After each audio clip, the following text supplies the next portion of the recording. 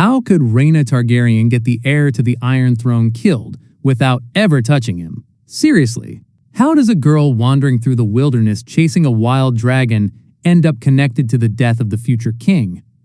It sounds absurd. The Battle of the Gullet had everything.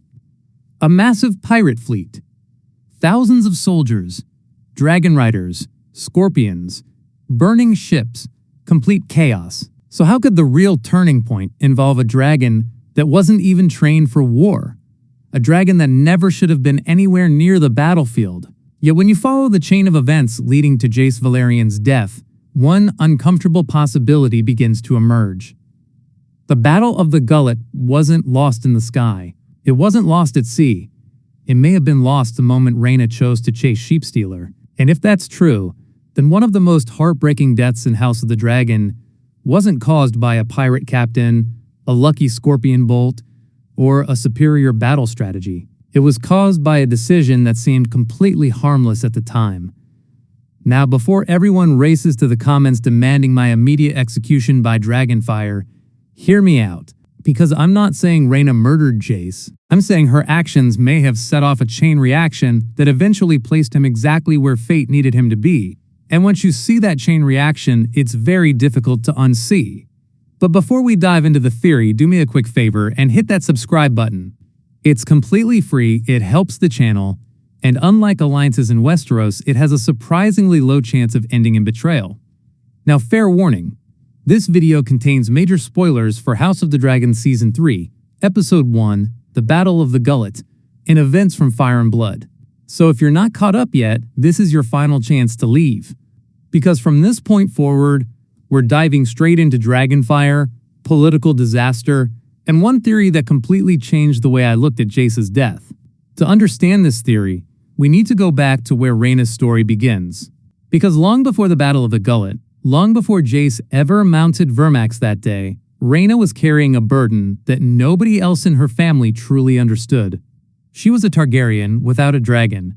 And in this world, that's not a small detail, it's everything. Dragons aren't just weapons, their identity, their status, their power.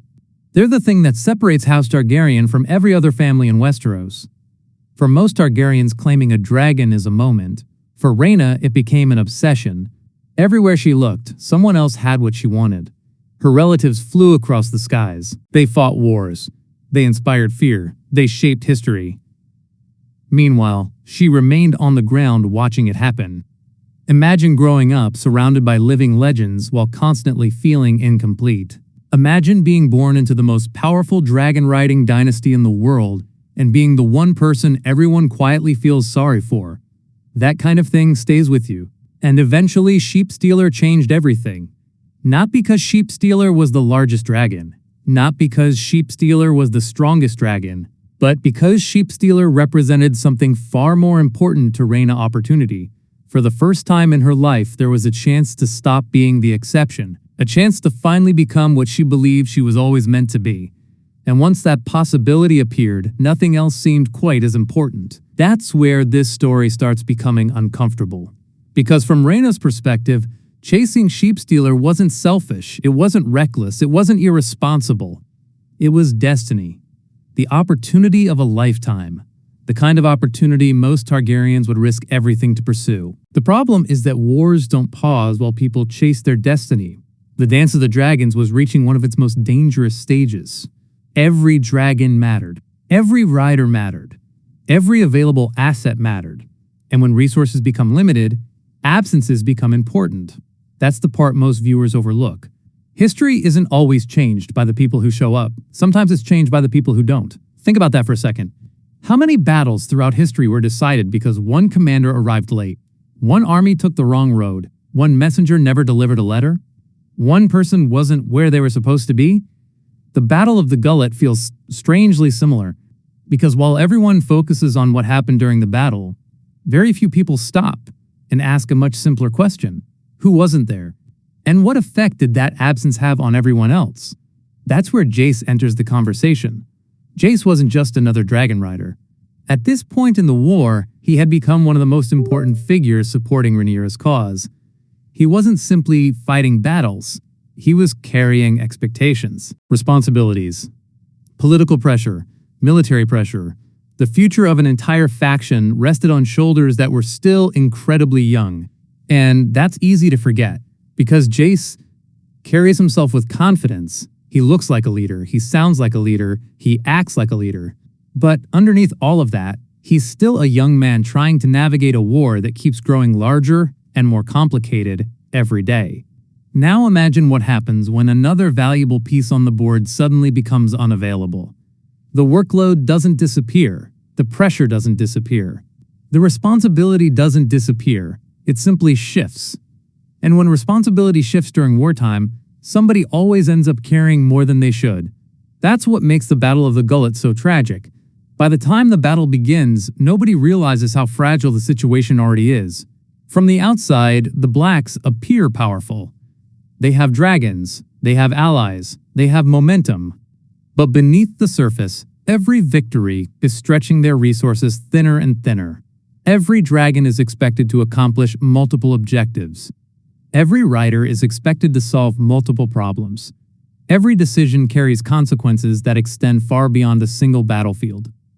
Then, the Triarchy arrives. And suddenly, all of those existing pressures explode at once. The sea fills with enemy ships. Trade routes become battlefields. Supply lines become targets. What should have been a military engagement quickly transforms into a crisis. And crises force people to make decisions quickly, sometimes too quickly. That's exactly what makes Jace's final battle so fascinating. Because when viewers watch the scene unfold, it's easy to focus on the spectacle. The dragonfire, the explosions, the collapsing ships, the panic. But beneath all that chaos is a far more interesting question. Was Jace fighting the battle he wanted to fight? Or was he fighting the battle circumstances forced him to fight? Because those are two very different things. The more you examine the events leading to the Gullet, the more Jace begins to resemble someone constantly responding to problems rather than creating plans. He's adapting, adjusting, reacting, trying to hold together a situation that becomes more unstable with every passing moment. And that's where the theory becomes difficult to ignore. Because once you start tracing every major decision backwards, every road eventually leads to the same place. Not the battlefield, not the Triarchy, not Vermax, Rhaena, or more specifically, Rhaena's decision to pursue Sheepstealer when the war desperately needed every dragon it could get. Again, that doesn't make her a villain, far from it. The tragedy of this theory is that nobody involved is acting maliciously. Rhaena is pursuing the dream she's wanted her entire life. Jace is trying to fulfill his responsibilities. The Blacks are trying to survive. Everyone is doing what they believe is right. And somehow, those choices still lead directly toward disaster. That's what makes great tragedies so powerful. Nobody wakes up intending to cause catastrophe. The catastrophe emerges from dozens of reasonable decisions colliding with one another at exactly the wrong moment. And when the Battle of the Gullet finally erupts, all of those decisions come due at once. The bill arrives. And Jace ends up paying it. And that's what makes the Battle of the Gullet so heartbreaking on a rewatch. Because once you know where the story ends, every decision suddenly feels heavier. Every choice feels loaded with consequences nobody could see at the time. Jace enters the battle believing he's doing exactly what a future king should do. He isn't chasing glory. He isn't trying to prove himself. He's trying to protect his family, defend his allies, and hold together a war effort that is being attacked from every direction at once. Yet the cruel reality of leadership is that doing the right thing doesn't always lead to the right outcome. Sometimes responsibility places you directly in the path of disaster. And that's exactly where Jace finds himself as the battle spirals further and further out of control. What's fascinating is that the Triarchy didn't need to defeat every dragon in the sky. They didn't need a perfect strategy. They didn't need overwhelming superiority. They simply needed chaos. Enough confusion, enough pressure, enough moving pieces that one critical mistake became possible. That's often how major turning points happen in both history and fiction. Not through flawless planning, but through circumstances becoming impossible to control. Once ships began burning, once formations broke apart, once commanders were forced to react instead of execute a plan, the battlefield stopped rewarding caution and started rewarding survival. And in that kind of environment, even the most capable leaders become vulnerable. Which brings us back to the question at the center of this entire theory.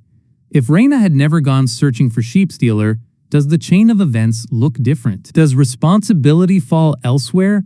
Does Jace find himself making different choices? Does the Battle of the Gullet unfold the same way at all? Those questions don't have easy answers, and that's precisely why they're worth asking. Because the most interesting part of Jace's death isn't the moment Vermax fell from the sky. It's everything that happened before it. The decisions, the absences, the unintended consequences, the invisible dominoes that were already falling long before anyone realized a tragedy was coming.